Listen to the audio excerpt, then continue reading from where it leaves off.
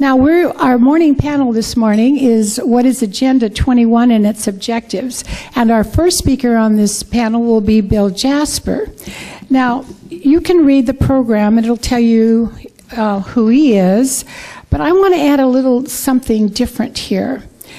Someone came up to me this morning and said, Jeannie, why don't you ask him these? I bet you don't know that besides his being a great researcher, he's also he was a Gandhi dancer. So would you tell us about the Gandhi dancer? In fact, he describes himself as the last of the Gandhi dancers. Bill?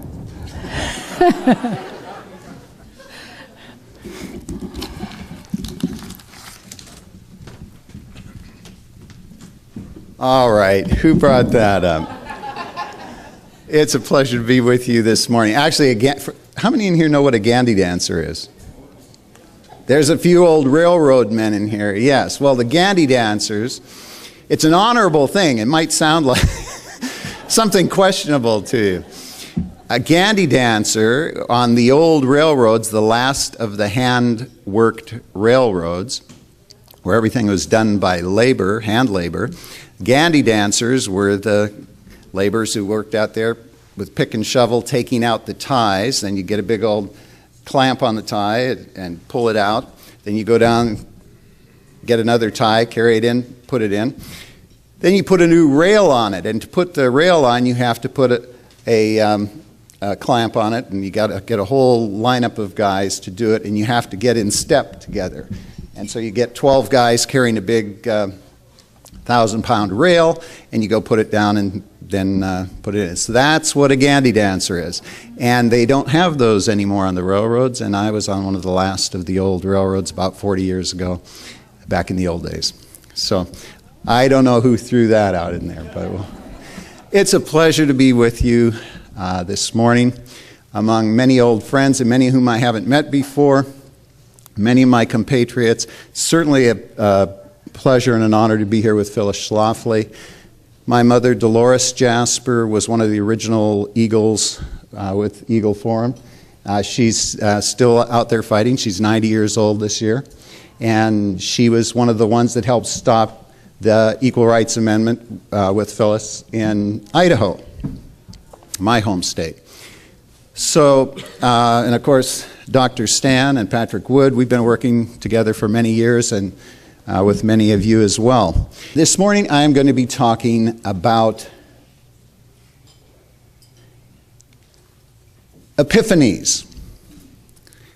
An epiphany is one of those momentous occasions in our daily mundane existence when suddenly, like a bolt of lightning, a blinding revelation streams across our consciousness, and we are suddenly enlightened to something which we had been previously ignorant.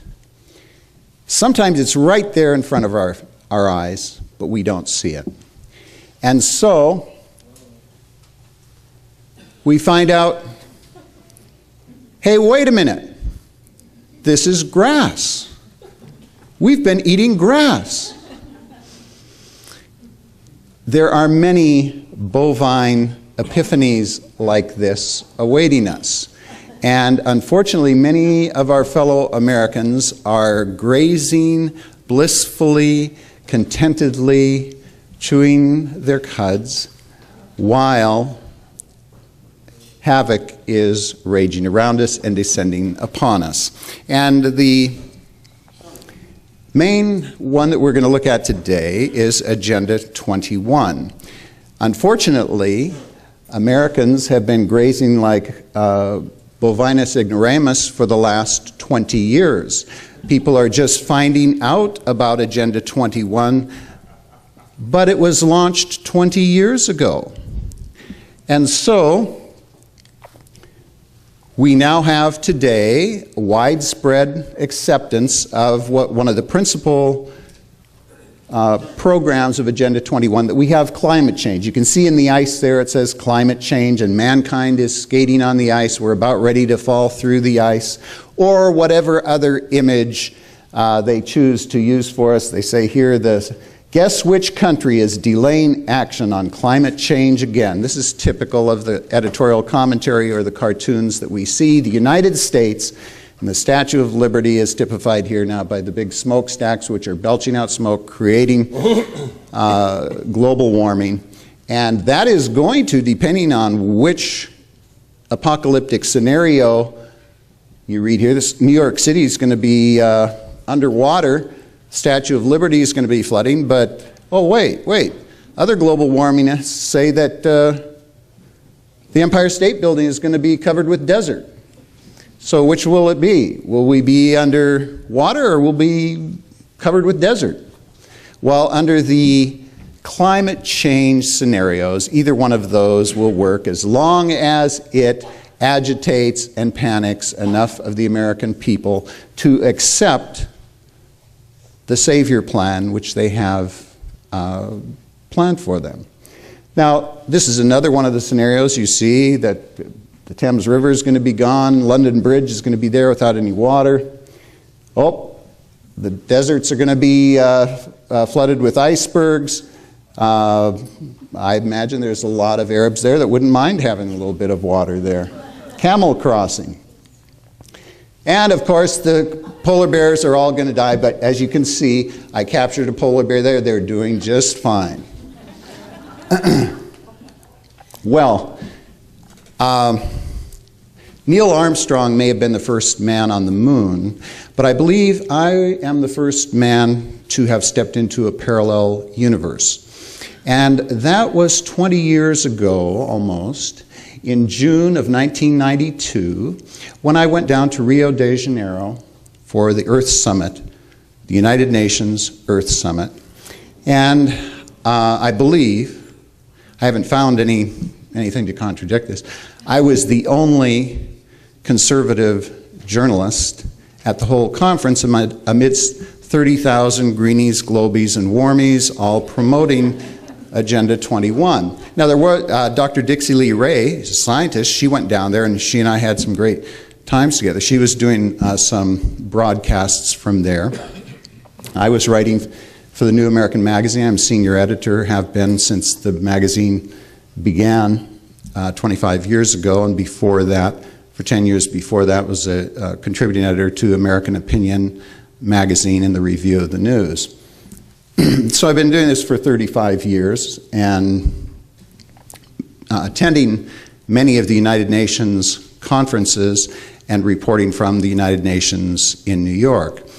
Now, at the Earth Summit, we reported on it afterwards what was really happening down there at the time. One of the things that came out of the Earth Summit is the topic of our conference today, Agenda 21.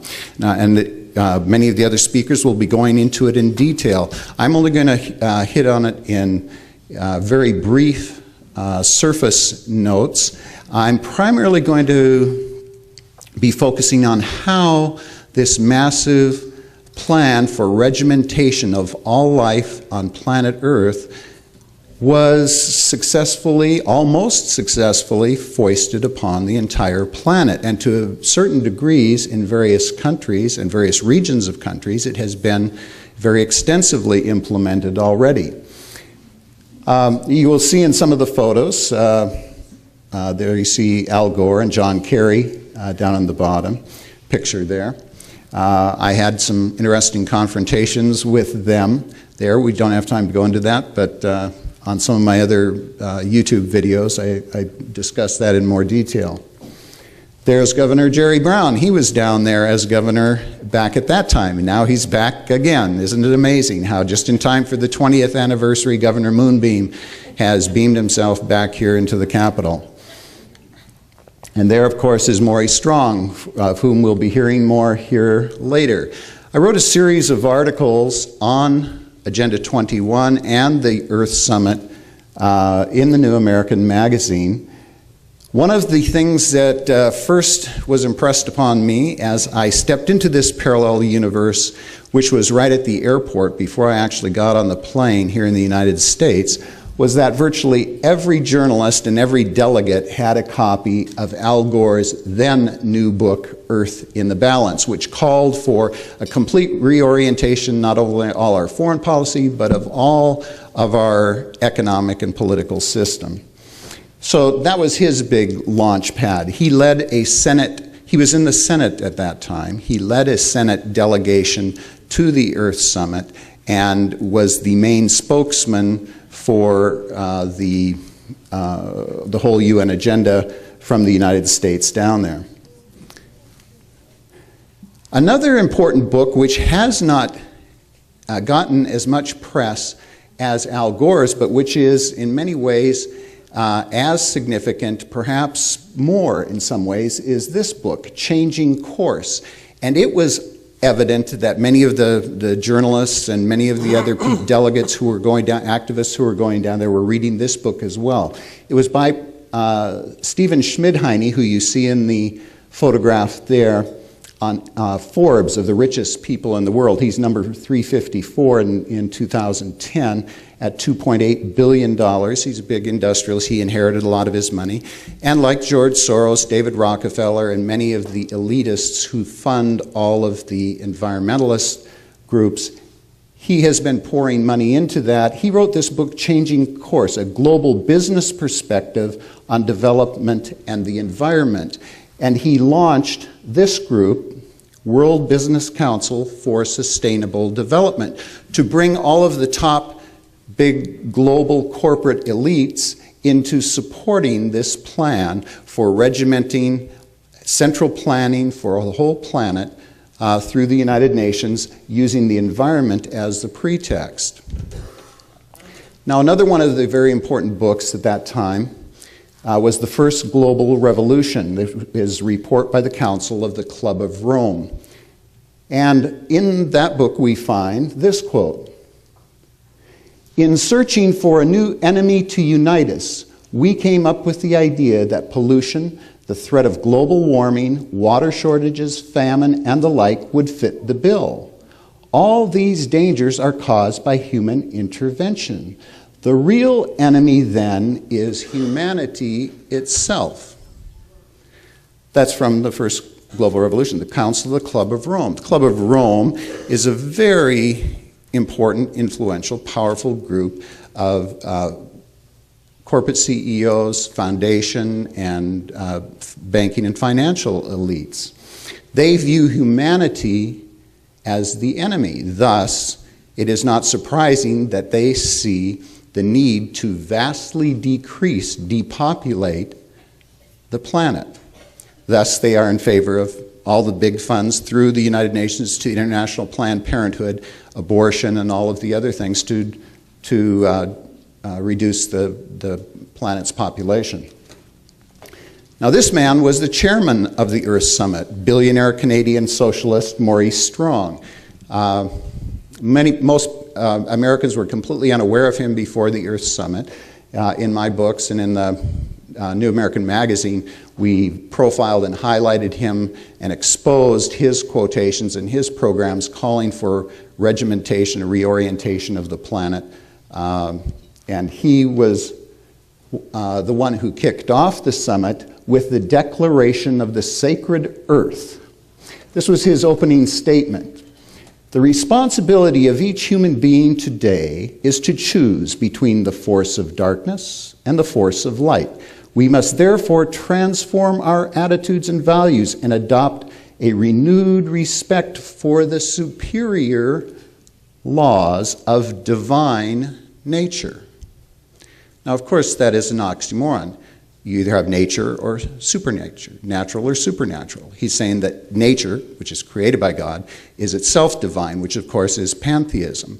And that is what the United Nations is promoting. Now, if you have nature being divine, then you have to have, of course, oracles within the United Nations, and that's what he formed. Maurice Strong and other elites there formed a council of elders and the council of wise persons who will tell us what divine nature is telling us we must do to save nature and humanity. Then he goes on to say one of the other things that came out of the Earth Summit was the Earth Charter. And he says the real goal of the Earth Charter is that it will in fact become like the Ten Commandments. And of course, Ted Turner, one of those who went along, he says this is going to replace the Ten Commandments. Ten Commandments is out of there. And of course, that is the plan. The one thing that was very clear in this parallel universe is that all of the folks there detest Christianity. Judeo-Christian God is verboten, Gaia, Mother Earth, the new politic, or as Gorbachev says, cosmos is my God. Now, Mikhail Gorbachev was one of the other gurus there at the conference. He was the rock star who was put in charge there of a new group that was formed called Green Cross International, and he is also one of the new Earth Elders who will interpret for us the divine will of Gaia, Mother Earth. There he is, of course, under his real deity, Vladimir Lenin, the communist butcher. That's the same Mikhail Gorbachev. That's an Associated Press photo of him. That was before he went to speak at the Earth Summit in Rio de Janeiro. Of course, the real rock star who was greeted with tumultuous applause was Fidel Castro, the communist dictator of Cuba. Viva Fidel, Viva Castro, that was the resounding cry of all the delegates, thousands of them clamoring when he came in. Now, this is one of the... Now, Agenda 21, as I said, most Americans are just beginning to find out about this now, 20 years later. At the time, when I was at the Earth Summit, I couldn't even get an actual copy of Agenda 21. Finally, I was able to get a printout of one, and it was printed out on single-sided, and it was about that thick. So I got about 3 of them. Carted back about 20, 30 pounds of these back to the United States. Those, to my knowledge, were the only ones that were available here in the United States. They were launching this plan to completely control all of humanity, and yet they had not made it available. Members of Congress didn't have it, didn't know anything about it. Then it was published in book form, in a abridged form, in this, Agenda 21 by Daniel Sitars. And this is interesting because, now this isn't me, these aren't my words, this is him bragging about what Agenda 21 is going to do. Effective execution of Agenda 21 will require a profound reorientation of all human society, unlike anything the world has ever experienced. A major shift in the priorities of both governments and individuals, and an unprecedented redeployment of human and financial resources. This shift will demand a concern for the environmental consequences of every human action be integrated into individual and collective decision-making at every level. Now let's be a little more specific. He says, and again, he's promoting it, this was approved by the United Nations, quote, there are specific actions which are intended to be undertaken by multinational corporations and entrepreneurs, by financial institutions and individual investors, by high-tech companies and indigenous peoples, by workers and labor unions, farmers and consumers, students and schools, governments and legislators, by scientists, by women, by children, and it goes on and on for paragraph after paragraph. In short, by every person on earth. The breathtaking arrogance of this is so incredible that I had a very difficult time when I came back going on radio talk shows, even conservative ones who tended to agree with it. They say, Bill, you're getting a little too worked up over nothing. That's the United Nations. Nobody believes in the United Nations. Nobody takes them serious. I said, well, you better take them seriously because all the countries have signed on to it. We've got all the major environmentalist groups and all the major media signed on to it, and they're going to push it through. Nicholas Robinson, another proponent of Agenda 21, he's a law professor, he said it is the essential guide for the future interpretation of law and policy in all spheres of life. The environment is everything. Everything we touch and breathe and smell and see and hear what is in our environment. So if you can control the environment, and if you can convince the American people primarily, because we are the key, if you can convince the American people that we are facing crises so grave, so terrible, that we must accept controls on us by people who are going to look out for us, who know better. If we can panic people enough to accept that premise, then, ladies and gentlemen, they have everything completely sewn up. Agenda 21 is, quote, the most extensive soft law document ever produced by the family of nations. For those of you who are not familiar with soft law is the United Nations stealth program for creating laws, as he says here in the New York Times. The parcel of treaties signed here at the Earth Summit has been portrayed by disappointed advocates as pitiful, gutless creatures with no bite. But they have hidden teeth that will develop in the right circumstances. You see, that was the whole program, to get Agenda 21 and the Global Warming Treaty, etc., get them passed, and there wouldn't be a bite right at once that would startle people and make them say, hey, wait, what's going on? They had hidden teeth which would gradually sink in and gnaw away until it would be too late for anyone to do anything about it. And Hilary French of the World Watch Institute, she says approvingly, nations are in effect ceding portions of their sovereignty to the international community and beginning to create a new system of international environmental governance as means of solving otherwise unmanageable problems.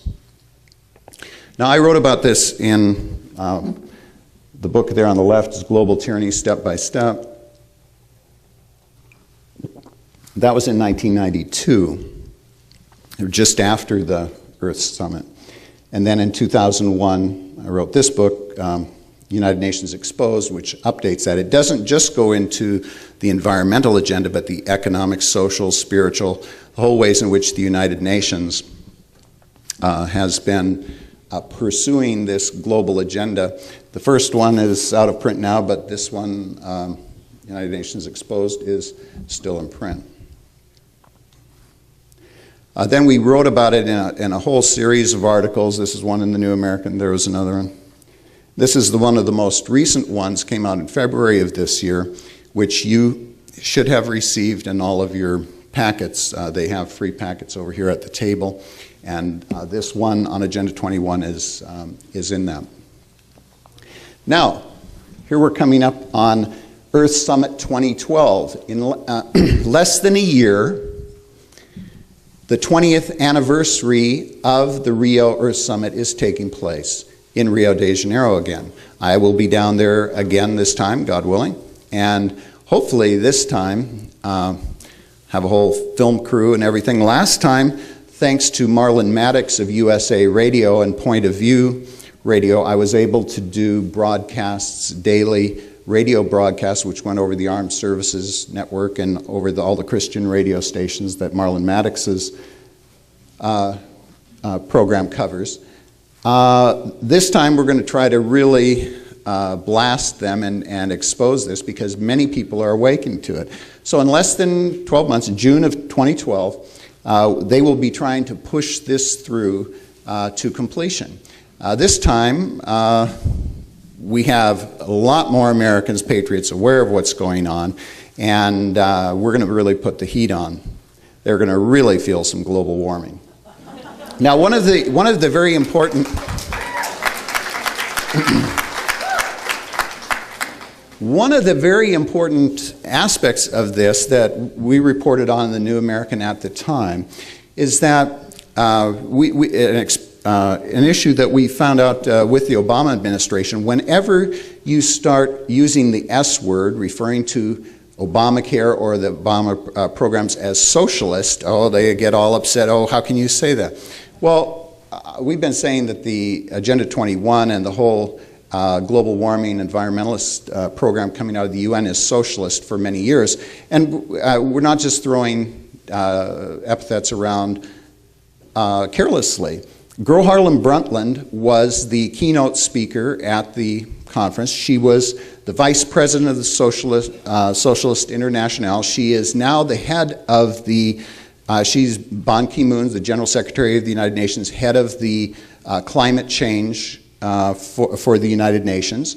She has been, for decades, one of the leaders of the Socialist International. Again, most Americans are completely unaware of the Socialist International. It traces itself proudly back to Karl Marx. Over 100 parties, communist, socialist parties throughout the world are members of the Socialist International, tens of millions of members. We had this article in the New American back then, Socializing at Rio, that was 20 years ago, talking about the central role that the Socialist International was playing in the whole process. The man in charge of the Socialist International at that time, who was her boss, was president of the Socialist International, Willy Brandt. He was formerly the Chancellor of West Germany, president of the Socialist International, and very likely all the evidence points to that he was a KGB Stasi operative all of his adult life. They put out these two programs, Our Common Future and Our Global Neighborhood, which formed the basis for this whole idea of a collective commons run by the United Nations to protect our environment. Now, whoops, that one. What their strategy, the quote I don't have in here, Brock Evans, one of the top Audubon Society, Sierra Club leaders, said his strategy, and this is what they use, is endless agitation for endless action. So they're constantly, endlessly agitating, and that's what they've been doing for the last 20 years and even the 20 years before that. And that's how they have succeeded in doing this. But the various environmental activists like Mr. Evans wouldn't have succeeded if not for the massive help they received from Al Gore. There he got his, from Hollywood, where he got his Academy Award for An Inconvenient Truth, which was given millions and millions of dollars of free publicity and promotion in the major media. Professor Stephen Rockefeller, chairman of the Earth Charter International, trustee of the Rockefeller Brothers Fund, he's been a big promoter of this. Of course, George Soros.